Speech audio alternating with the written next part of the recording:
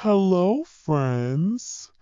Today I am going to talk about a very beautiful and unique seabird called the puffin.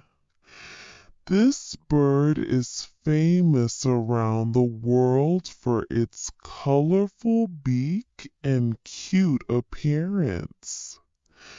The most well-known species is the Atlantic puffin.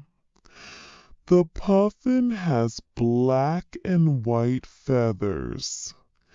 Its body looks similar to a penguin, but unlike penguins, puffins can fly very well.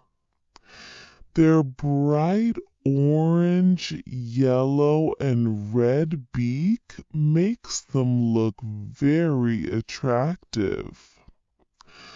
Puffins usually live in cold coastal regions such as Iceland, Norway, Greenland, and around the North Atlantic Ocean.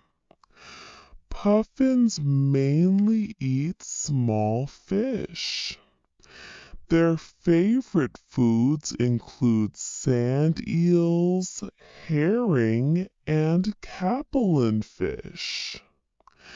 They are excellent swimmers and divers.